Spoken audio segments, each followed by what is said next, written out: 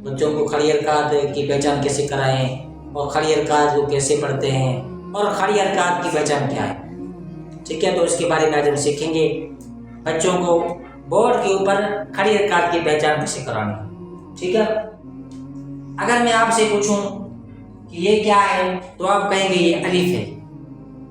ठीक है, अब मैं पूछूं बच्चों ये क्या है तो आप कहेंगे ये बा है। क्यों बा है? और बा के ऊपर अब खड़ी हरकत की पहचान करानी है ना, तो बच्चों को इस तरह जैसी छोटी सी शक्ल का नाम है खड़ा जबर। इस अलिफ जैसी, ये अलिफ है, अलिफ ऊपर से नीचे की जाने में बिल्कुल सीधा है। अब अलिफ जैसी छोटी सी शक्ल है, अब इस छोटी सी शक्ल का नाम है खड़ा जबर। अलिफ जैसी है, इस अलिफ जैसी छोटी सी शक्ल का नाम है खड़ा जबर।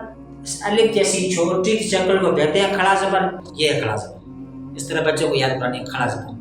अब खड़ा जबर कहाँ है, बच्चों से पूछें बच्चों खड़ा जबर कहाँ है, तो बच्चे बताएंगे कि ये बा के ऊपर है, हरफ के ऊपर है।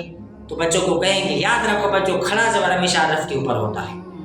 ठीक है, खड़ा जबर हमेशा हरफ के ऊपर होता है, ये बच्चों को याद हो जाएगा। फिर बच्चों को कहे खड़ा जबर का दूसरा नाम है खड़ी हरकत। ठीक है, खड़ा जबर का दूसरा नाम है खड़ी हरकत। ये थी खड़ा जबर की पहचान।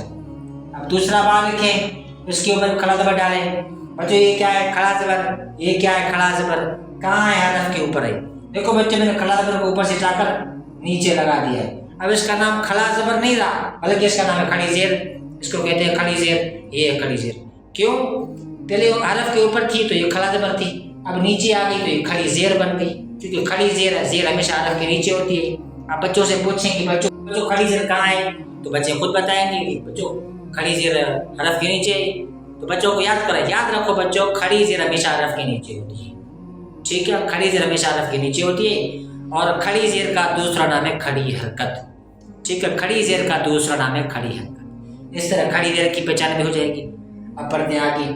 और तीसरा बार लिखें, उसके ऊपर इस पेश को डालें। बच्चों के कहीं बच्चों ये क्या है पेश। देखो बच्चों मैंने इस पेश के नीचे वाले हिस्से को गोल कर दिया है, या इस पेश को मैंने उल्टा बना दिया है। ठीक है, अब बच्चों जो कहें कि ये इसका नाम है उल्टा पेश, इसको कहते हैं उल्टा पेश, ये है पेश, उल्टा पेश। ठीक है, अब उल्टा पेश कहाँ है, हरफ के ऊपर है। तो बच्चों को याद करेंगे, याद रखो बच्चों, उल्टा पेश हमेशा हरफ के ऊपर होता है। ठीक है, उल्टा पेश हमेशा हरफ के ऊपर होता है और उल्टा पेश का दूसरा नाम है खड़ी हरकत। उल्टा पेश का नाम है खड़ी हरकत। ठीक है, तो ये थी खड़ी हरकत की पहचान। अलिफ जैसी छोटी सी नाम है खड़ी हरकत, खड़ा जबर। अलिफ जैसी छोटी सी कहते हैं खड़ा जबर, ये खड़ा जबर। खड़ा जबर हमेशा हरफ के ऊपर होता है। खड़ा जबर का दूसरा नाम है खड़ी हरकत। अब खड़ा जबर ऊपर से नीचे की तरफ आ जाए तो ये खड़ा जबर नहीं रही, बल्कि इसका नाम है खड़ी जेर। इसको कहते हैं खड़ी जेर, ये खड़ी जेर। खड़ी जेर हमेशा हरफ के नीचे होती है और खड़ी जेर का दूसरा नाम है खड़ी हरकत। अब ये उल्टा पेश, इसका नाम है उल्टा पेश, इसको कहते हैं उल्टा पेश, ये उल्टा पेश। उल्टा पेश हमेशा हरफ के ऊपर होता है और उल्टा पेश का दूसरा नाम है खड़ी हरकत। ठीक है, अब खड़ा जबर खड़ी जेर उल्टा पेश को खड़ी हरकत कहते हैं। खड़ा जबर खड़ी जेर उल्टा पेश को खड़ी हरकत कहते हैं। ये बच्चों को फुल याद कराएंगे इंशाल्लाह। बच्चों को खड़ा जबर खड़ी जेर उल्टा पेश और खड़ी हरकत की पहचान फुल याद हो जाएगी। अब बच्चों को कहें कि खड़ी हरकत को पढ़ते वक्त 3 बातों का ख्याल रखना जरूरी है। एक, खड़ी हरकत को एक अलिफ के बराबर खींच कर पढ़ना है। दूसरा झटका नहीं देना है, तीसरा मजोड़ नहीं पढ़ना है।